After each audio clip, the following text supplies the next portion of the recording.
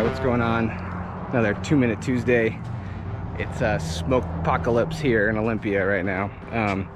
But I am just working on some screens. So I wanted to share with you a solution I found to the screen situation. You gotta air out the bus and not let bugs in at the same time. So I made a video 2 years ago now about making screens. So if you want like a tutorial on how to make screens, you can watch that.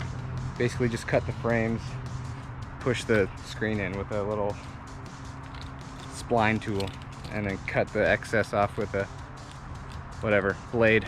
But I'll show you what we decided to do, because we had screens that we made to fit inside like these little things. So when you slide them down on the inside, they have little springs on them.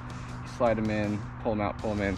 They're a little bit loose and they're hard to get in. So what I did instead is just made the screens the size of 2 windows and just screwed them in to the outside. And then when you open the inside window, you don't have to worry about doing a screen, putting it in and out every time. So it's screwed in with just some self-tapping metal screws. Yeah, and so I made them so they land right in the middle, so I can do the whole bus if I want. It doesn't look too bad. I used white frames this time, and there's just a little gap here. You can put like foam in there if you want, but I just kicked over my light. That's the deal. It's easy, simple screen thing. Don't even have to make them perfect size, and they just fit right on. I haven't driven with it yet, so we'll see. But yeah, mine are 56 by 15, so just measure it out however far you want to go. I had mine land up under the gutter over there, so water doesn't get in. But yeah, so that's it. 2-Minute Tuesday. Hope you guys are doing well.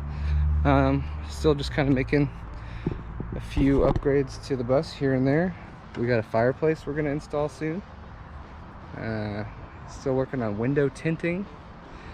Only got 70 windows left, so yeah, see you guys out there. Peace. One other thing I forgot to mention about doing a screen of like this length is to not pull the screen too tight. The first one I did, the screen kind of made like an hourglass shape. Yeah, that's the right shape.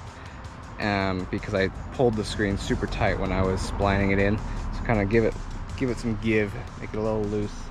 That way you can keep your lines nice and straight. That's the only other thing I thought of while I was doing this. Yeah, little side note.